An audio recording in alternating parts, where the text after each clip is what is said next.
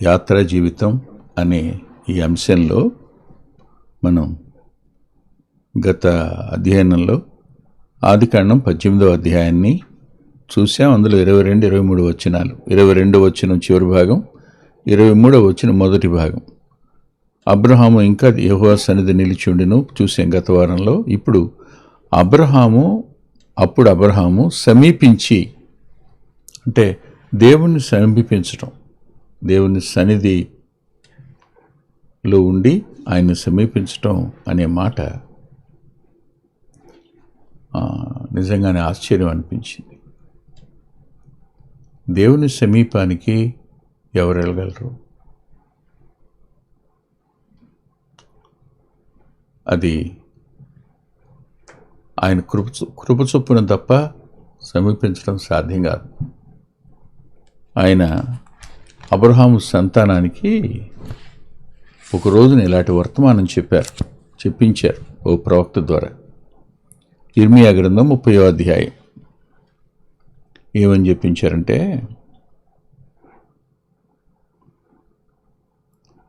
30వ అధ్యాయం 20-21 వచనాలు. వారి కుమారులు మునుపటి వలెనుందురు, వారి సమాజం నా ఎదుట స్థాపించబడను, వారిని బాధపరచు వారిని అందరినీ శిక్షించెదను. ఎంత మంచి వాగ్దానాలు! వారిలో పుట్టినవాడు వారికి రాజుగా ఉండును, వారి మధ్యన పుట్టినవాడొకడు వారిని ఏలును అంటూ, నా సమీపమునకు వచ్చుటకు ధైర్యం తెచ్చుకున్నవాడెవడు అన్నాడు. నా సమీపమునకు వచ్చుటకు ధైర్యం తెచ్చుకున్నవాడెవడు అన్నాడు. ధైర్యం సరిపోదు, కానీ వెంటనే ప్రభు మాట, నా సన్నిధికి వచ్చినట్లుగా నేను వారిని చేరదీసేదను, ఇదే యెహోవా వాక్కు. అబ్రహాము సమీపించెను అన్నప్పుడు దేవుడు తానే చేరతీశాడు కాబట్టే అబ్రహాము సమీపంగా వెళ్ళాడు అనుకోవాలి. దేవుని యొక్క కృపది. అబ్రహాము గుడారం దగ్గరికి రావడం ఏంటి, వారు ముగ్గురు ఆ సింధూర వృక్షం క్రింద కూర్చోవడం ఏంటి, అంతేకాదు నేను అది జ్ఞాపకం చేసుకున్నప్పుడు శారాని పిలిచాడు, శారా కాపి చెప్పాడు. కానీ హాగర్ ఉందిగా, హాగర్ని ఎందుకు పిలవలా? నిజానికి హాగర్ని పిలిచి పని చెప్పడం చేయలే. దేవుని ఆతిథ్యానికి శారానే పిలిచాడు. అబ్రహాము తానే పనివాడిని పిలిచాడు, కానీ తానే ముందుండి తన భార్య తాను శారాని పిలిచినవాడు హాగర్ని పిలవలేదు. ఎందుకు మనకు తెలియదు, కానీ దానికి శారాయే యోగ్యురాలనుకున్నాడేమో. దేవుడు శారా ఎడల ప్రత్యేకమైన కృపను చూపిస్తానన్న వాగ్దానం ఉంది కదా. దేవుడు గనుక చేరదీయకపోతే ఏ మనిషి దేవుని సన్నిధికి వెళ్ళలేడు, సమీపంగా వెళ్ళలేడు. అబ్రహాము సమీపించి అన్నప్పుడు సమీపించటం అనేది ఆయన దగ్గర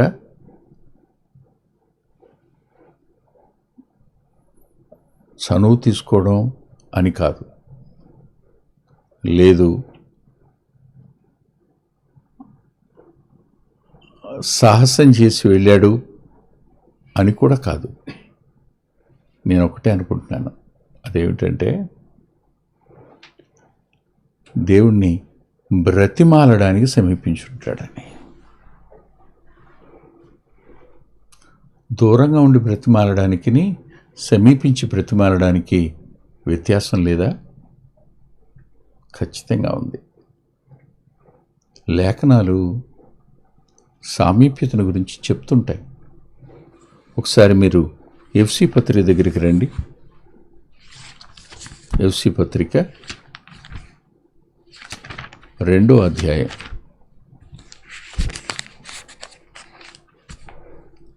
2వ అధ్యాయంలో ఒక మాట 13వ వచనం, అయినను మునుపు దూరస్తులైన మీరు ఇప్పుడు క్రీస్తు యేసునందు క్రీస్తు రక్తం వల్ల సమీపస్తులై ఉన్నారు. దేనికి? దేవునికి, పరలోకానికి సమీపస్తులు కావడం. అది కూడా ఆయనను బట్టి, ఆయన రక్తం వల్ల మాత్రమే సమీపస్తులమై ఉన్నామని. నాకు ఈ మాట చెప్తున్నందువల్ల అతిశయిస్తున్నానని అనుకోవద్దు, కానీ ఇశ్రాయేలుకు లేని భాగ్యం అంటే క్రీస్తు రక్తంలో మనకు కలిగిన సామీప్యత ఇశ్రాయేలుల కంటే ఉన్నతమైనది అనిపిస్తుంటుంది. ఇది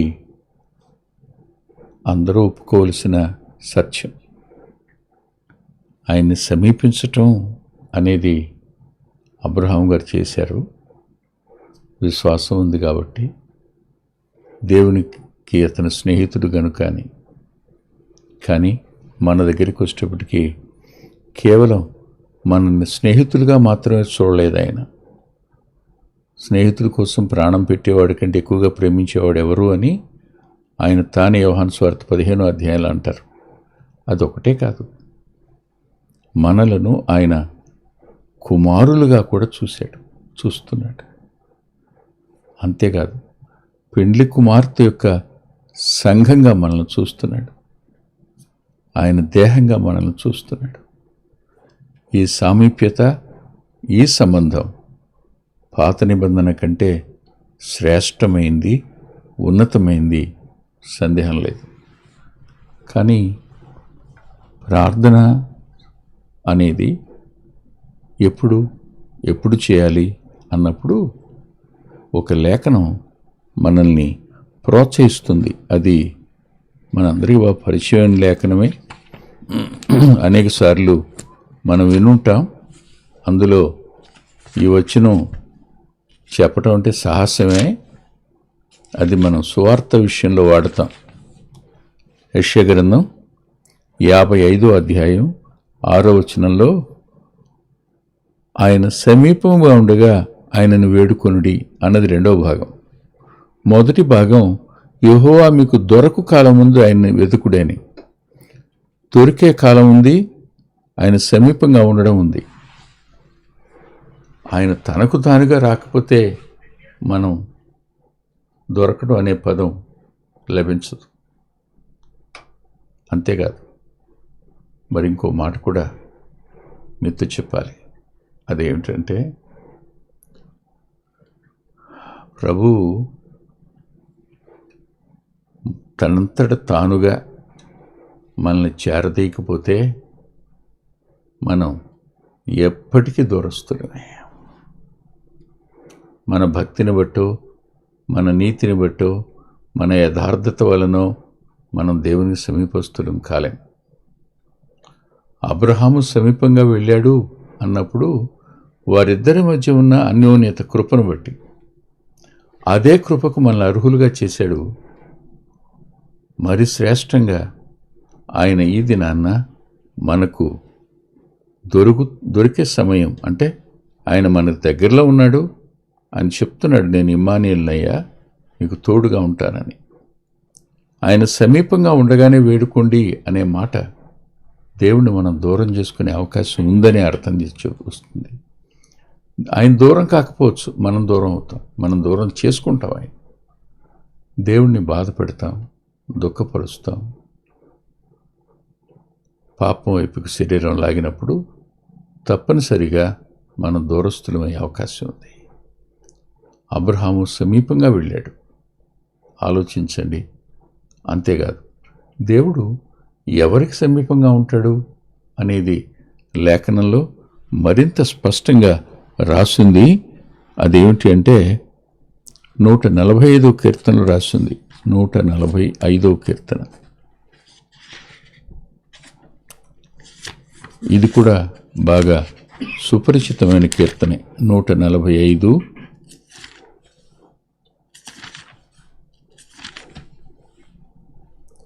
18వ వచనం. తనకు మొర్రపెట్టు వారికి అందరికీ, తనకు నిజముగా మొర్రపెట్టు వారందరికీ యెహోవా సమీపంగా ఉన్నాడు. ఈ మాట మనకు ఒక బాధ్యత నేర్పుతుంది. విజ్ఞాపన, మొర్ర, నిజంగా మొరపెట్టేవారికి, నిజముగా మొరపెట్టడం అనే దగ్గర విశ్వాసంతో అనే అర్థం ఇస్తుంది. నిజంగా మొరపెట్టడం అనే దగ్గర యథార్థంగా అని అర్థం వస్తుంది. నిజంగా మొరపెట్టడం అనే దాంట్లో నమ్మకంగా అనే అర్థం కూడా వస్తుంది. నిజముగా మొరపెట్టడం అనంటే ప్రతిఫలాపేక్ష లేకుండా అని కూడా అర్థం వస్తుంది. అంటే ఏ వ్యక్తికి గుణలక్షణాలు ఉంటాయో ఆ వ్యక్తి దేవుని ఎదుట విజ్ఞాపన చేస్తాడు.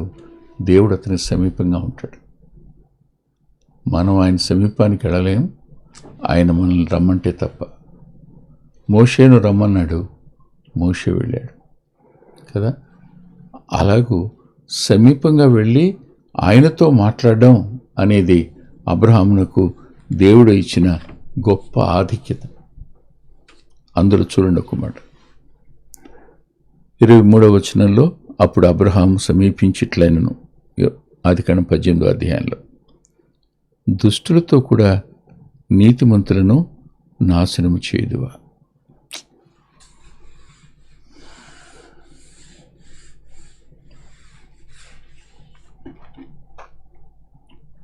అబ్రహాం యొక్క మనస్సు, సొదొమ గుమొర్రాలో దుష్టులు ఉన్నారు కాదన్నాం, కానీ నీతిమంతులు కూడా ఉంటారు కదా. నా మనస్సు అబ్రహాము అంతరంగంలో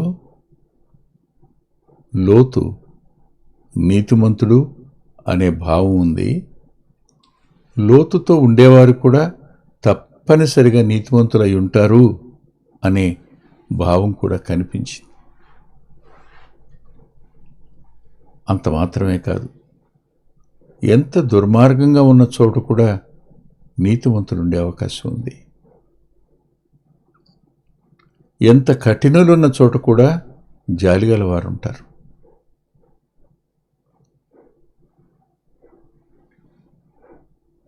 ఎడారి పుష్పించింది అనే పుస్తకంలో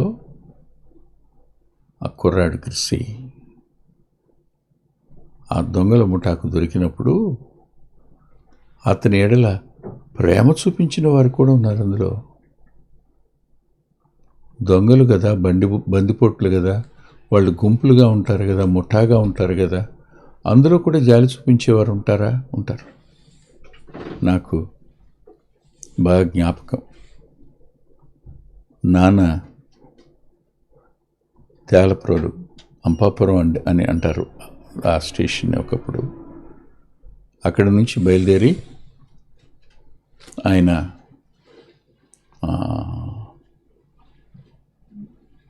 నాన్న జన్మించిన ఆనందపురం పొనుకుమాడు ఊరు వస్తున్నప్పుడు కాకి నిక్కరు, తెల్ల షర్టు, చేతిలో క్యారేజ్ ఉన్నప్పుడు ఆయన చెరువుగట్టు నుంచి దాటి వస్తున్నాడు. సుమారుగా ఒక 7-8 కిలోమీటర్లు 10 కిలోమీటర్లు నడకుంటుంది. సాయంకాలం అయింది, చీకటి పడింది, చీకటి పడతా ఉంది. ఈ టైంలో దొంగల ముఠా ఒకటి అటకాయించింది ఆయన్ని. నువ్వేం చేస్తావు అని అడిగితే, నాన్న వాళ్ళ నుంచి తప్పించుకోవడానికి, అయ్యా నేను ఈ ఊళ్ళో మిల్లులో పనిచేస్తానయ్యా, మా అమ్మ నాన్న ఉన్నారు, నేను ఒక్కడనే కొడుకుని, మా అమ్మ నాన్నని పోషించడానికి. అందులో ఒకడనంటే, మిల్లో పనిచేసేవాడు ఇంత స్టైల్గా ఉంటాడా? మిల్లో పనిచేసేవాడు ఈ కాకి నిక్కరను తెల్లసొక్క వేసుకుంటాడా? లేదయ్యా, వెళ్ళి అక్కడికి వెళ్ళిన తర్వాత ఈ బట్టలు తగిలిచ్చేసి వేరే బట్టలు వేసుకుంటానయ్యా అని చెప్పాడు. అబద్ధం ఇదంతా. అయితే ఏముంది క్యారేజీలోనంటే రోజు బియ్యం అన్న దొరికే నూకలు, ఇవాళ అవి కూడా దొరకలేదా, ఏమి లేదని చూపించారట. ఆ క్యారేజ్ తీసుకుని నాన్నని జేబులో ఏమైనా డబ్బులు ఉన్నాయి వెతకాలి అని అతను అనుకున్నప్పుడు ఆ దొంగల ముఠాలో ఒక వ్యక్తి, రే వదిలిపెట్టే, ఇటువంటి వాళ్ళని మనం బాధ పెట్టేది, వదిలిపెట్టు అంటే, సరే పోరా అన్నా. నాన్న ఒక్క 15, 20, 30 అడుగులు వేసిన దగ్గర నుంచి పరిగెత్తాడు. చెప్తాడు, నాన్న గుండె ఎంత కొట్టుకుందంటే వాళ్ళు ఒకళ్ళిద్దరు కాదు, ఎక్కువ మంది ఉన్నారు, వాళ్ళ దగ్గర ఆయుధాలు కూడా ఉన్నాయి. వాస్తవానికి అలాంటి చోట కూడా మంచివారు ఉండే అవకాశం ఉంది. అబ్రహాము సొదొమలో నీతిమంతులు ఉంటారు, ఉండవచ్చు అని నమ్మాడు. నమ్మినవాడు దేవుణ్ణి ఎలా అడిగాడు? ఇది సాహసం కదా? నిజంగా సాహసం అనిపిస్తుంటుంది. నీతిమంతులతో పాటు దుష్టులతో పాటు నీతిమంతుని కూడా నాశనం చేస్తావా అని అడిగారు.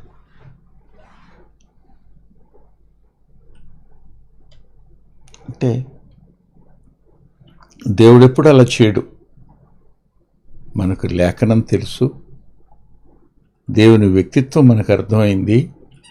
అబ్రహాము దేవునితో నడుస్తూ దేవుని వ్యక్తిత్వాన్ని గ్రహిస్తున్నాడు. వీళ్ళ జీవితానుభవాల ద్వారా, వీరి యాత్రా జీవితం ద్వారా మనం దేవుని వ్యక్తిత్వాన్ని తెలుసుకోగలుగుతున్నాం అంతే. ఇప్పుడు మనం వాక్యపు అర్థాలన్నీ పెట్టుకుని వాళ్ళ జీవితాన్ని లోపభూయిష్టమైందిగా ఎప్పుడు ఆలోచించకూడదు. వాక్యాన్ని గురించిన అవగాహన మనకుంది. ఆ కోణంలో నుంచి మనం ఆలోచించి అక్కడి నుంచి మనమే నేర్చుకోవాలే కానీ తప్పు పట్టడం కోసం మాత్రం కాదు. దేవుణ్ణి ప్రశ్నించడం ఏమిటి? ఇలాంటి మాటలు మనం పలకూడదు. అడిగాడు, అయ్యా మరి నాశనం చేస్తానంటున్నావు కదా,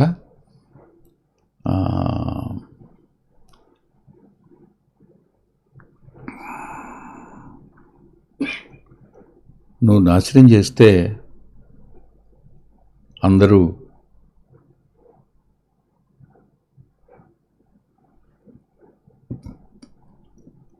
దుష్టులే కాదు కదా ఉండేది, నీతిమంతులు కూడా ఉంటారు కదా అని మరింత సమీపించినట్టు. అక్కడ నీతిమంతుల్ని కాపాడితే అబ్రహాంకి ఏమిటి లాభం?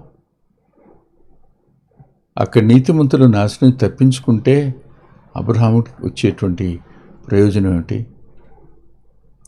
విజ్ఞాపన ప్రార్థనకు ప్రయోజనాన్ని ఆశించటం కాదు, ఎదుటి వారి క్షేమాన్ని ఆశించటం. మన తోటి వారు నశించిపోకూడదనే ఒకే ఒక ప్రగాఢమైన ఆలోచన అంతే. అయ్యా,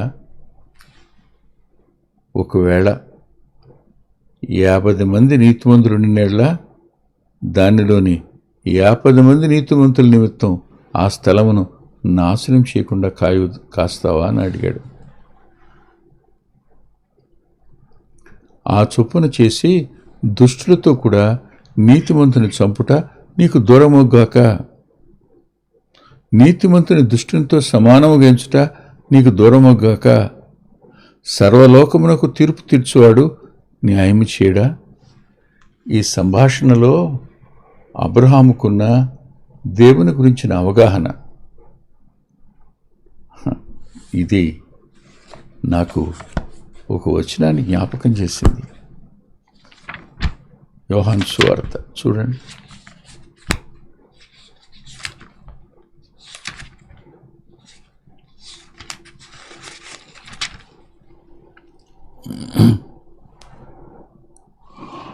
ఐదో అధ్యాయం 27వ వచనం. మరియు ఆయన మనుష్య కుమారుడు గనుక తీర్పు తీర్చుటకు అధికారము అనుగ్రహించెను. అంతేకాదు 22, 23 వచనాల్లో తీర్పు తీర్చుటకు సర్వాధికారము కుమారునికి అప్పగించి ఉన్నాడు అన్నాడు. రేపటి దినాన్న లోకమంతటికి తీర్పు తీర్చేవాడు ఆయన అనే ఒక అద్భుతమైన ప్రత్యక్షత అబ్రహాం గారికి ఉంది. అందుకనే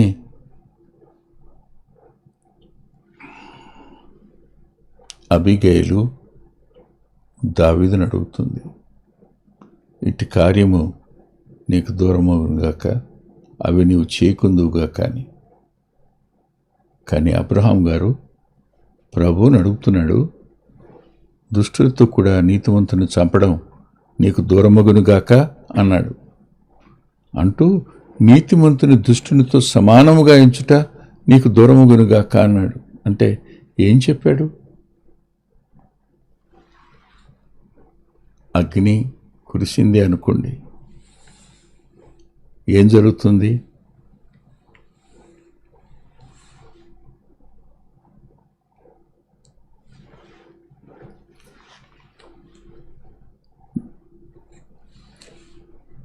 ట్రైను క్రాష్ అవుతుంది, ప్లేను క్రాష్ అవుతుంది, షిప్పు క్రాష్ అయి మునిగిపోతుంది. అందులో అందరూ చనిపోతారు, నీతిమంతులు చనిపోతారు, భక్తిహీనులతో పాటు. కానీ అది అబ్రహాం గారికి ఇష్టం లేదు. అలా చనిపోవడం సహజం అని మనం అనుకుంటాం, కానీ అలా దేవుడు చేయకుండా ఉండాలి అన్నది అబ్రహాము యొక్క మొర.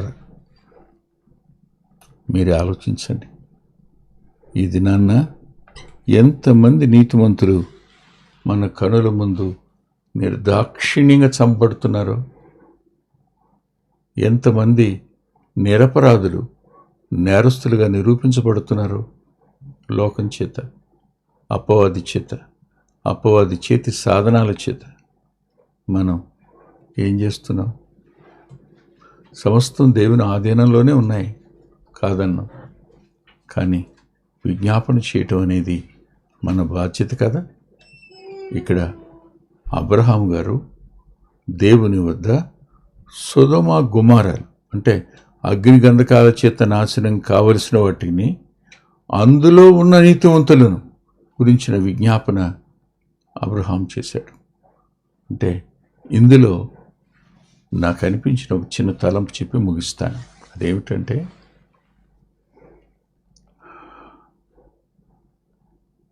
దుష్టులు కూడా నాశనం కాకూడదనే తలంపు.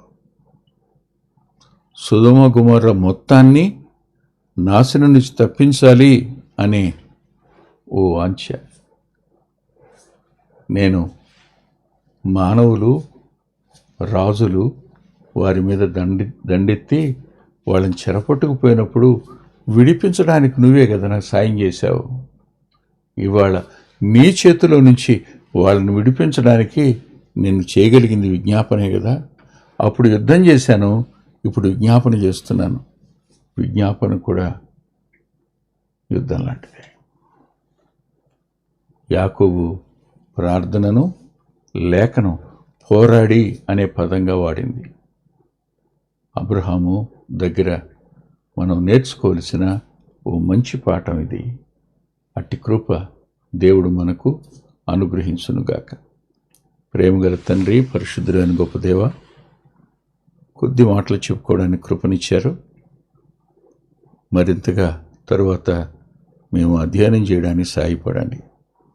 మీ కృపాహస్తాలకు, జాలి కలిగిన హస్తాలకే మమ్మల్ని అప్పగించుకుంటూ నీ సన్నిధి మాకు తోడుగా ఉండనిమ్మని, బలపరచుమని, మా దేశంలో, మా రాష్ట్రంలో నీతిమంతులతో పాటు సమస్త ప్రజలు ఎట్టి నాశనానికి గురి కాకుండా కాపాడండి అని, మీ రక్షణ సమీపంగా ఉంది. గ్రహించే మనసును వారికి ఇమ్మని యేసుక్రీస్తు ప్రభు వారి పేరట ప్రార్థిస్తున్నాం తండ్రి. ఆమేన్. ప్రభుచిత్తమైతే వచ్చే వారం కలుసుకుందాం. వచ్చే ఆదివారం ఉదయం 8:30 గంటలకు కలుసుకుందాం.